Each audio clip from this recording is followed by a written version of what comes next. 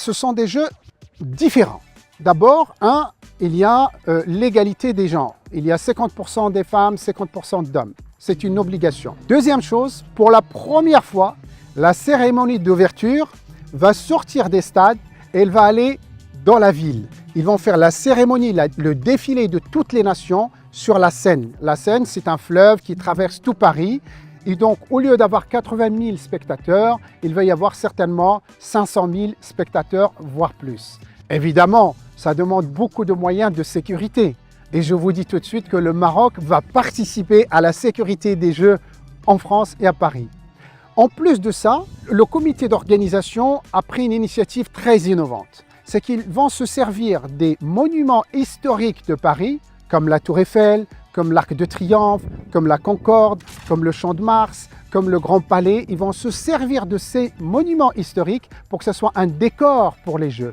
Et je pense que la ville a intégré d'une façon exceptionnelle les Jeux en son sein. Je pense que ça va être des Jeux exceptionnels cette édition 2024.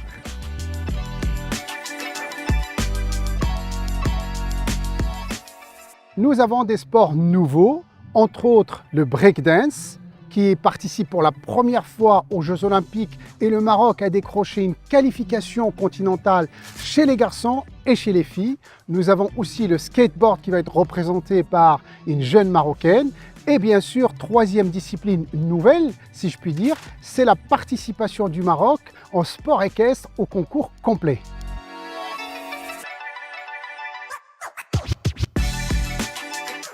Vous savez très bien que la compétition sportive, surtout à ce niveau-là, ce n'est pas une science exacte, donc on ne peut pas prédire.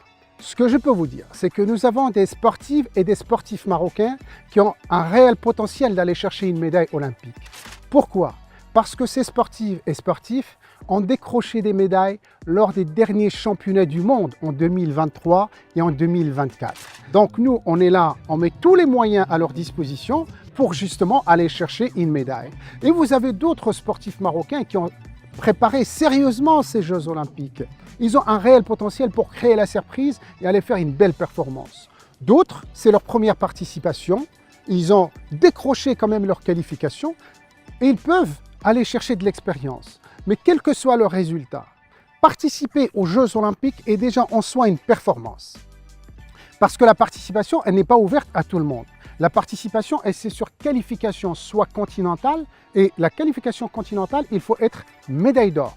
Ou bien la qualification au niveau mondial. Et au niveau mondial, dans certaines disciplines, il faut être dans les 18 premiers pour être qualifié et participer aux Jeux Olympiques. Donc, être qualifié en soi est une belle performance. Donc, nous devons soutenir tous nos sportifs et sportifs qui vont participer aux Jeux Olympiques.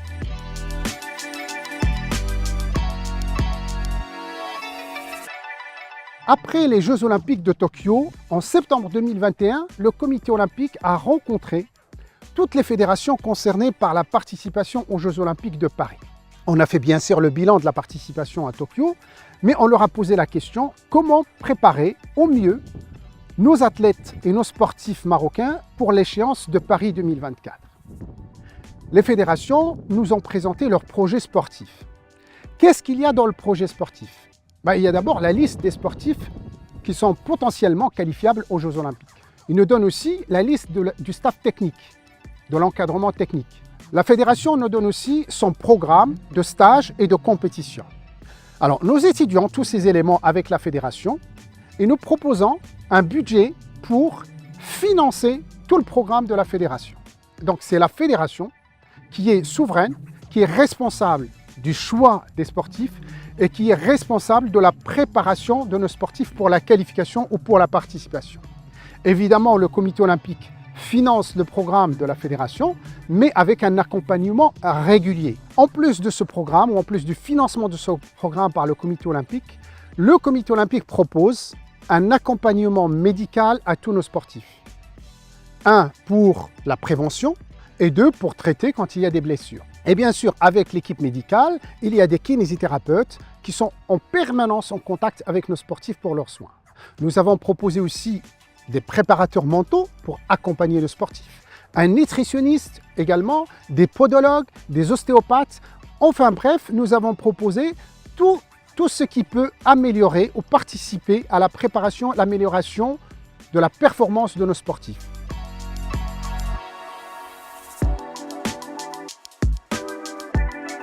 Nous avons proposé depuis septembre 2022 des bourses olympiques. Alors, les bourses olympiques ont été données selon des critères de performance, des critères de palmarès, dans une transparence totale. Il y avait 3 catégories de sportifs. Catégorie A, ceux qui ont un classement dans les 10 premiers mondiaux et qui reçoivent une bourse mensuelle de 10 000 dirhams qui va directement sur leur compte bancaire.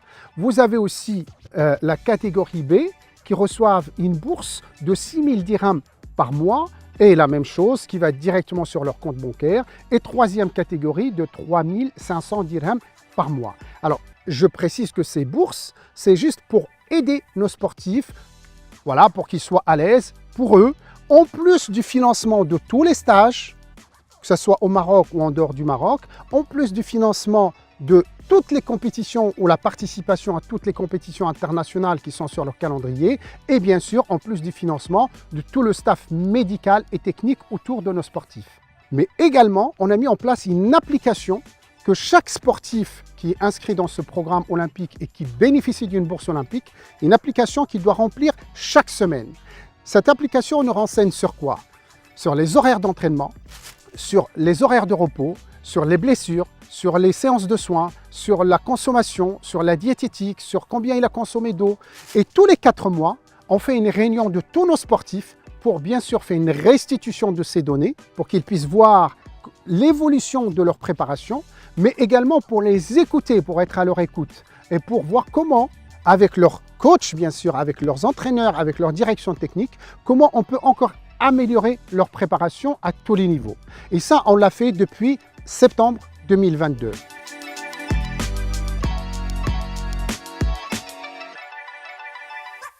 Vous savez que pour une médaille d'or, le Maroc donne 2 millions de dirhams, 200 millions de centimes pour la médaille d'or. Et en plus de ça, nous donnons la moitié, c'est-à-dire 1 million de dirhams, c'est-à-dire 100 millions de centimes à l'entraîneur, au coach qui a accompagné le sportif. Pour une médaille d'argent, c'est 1 250 000 dirhams. Pour une médaille de bronze, c'est 750 000 dirhams. Et même celui qui n'est pas sur le podium et qui fait une belle performance et qui est dans les 32 premiers reçoit également une prime. Donc, je pense à ce niveau-là, nos sportifs sont choyés et je pense que le Maroc fait partie du top 5 au monde qui donne une telle prime aux sportifs.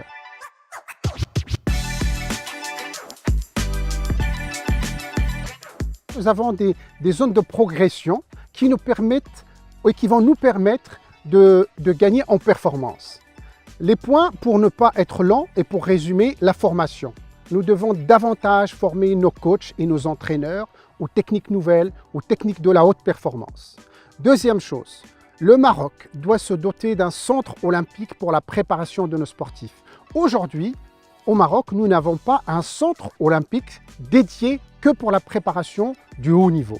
Nous avons vraiment et réellement besoin d'un vrai centre olympique pour préparer nos élites. Nous avons fait le nécessaire pour trouver des lieux, des espaces pour que nos sportifs puissent se préparer ici au Maroc ou bien quand ils partent en stage, en concentration à l'étranger, nous avons toujours cherché des lieux adaptés aux standards internationaux pour les accueillir et les préparer. Donc on peut aussi progresser sur ce point-là. Troisième point sur lequel on peut progresser, c'est l'aménagement du temps scolaire pour permettre à nos jeunes sportifs de pouvoir faire ses études pour qu'il soit lui rassuré, rassurer ses parents et en même temps avoir le temps pour s'entraîner. Et le dernier point, c'est au niveau universitaire. Vous savez que, je vais vous donner un chiffre, 75% de nos jeunes champions abandonnent à l'âge de 17-18 ans.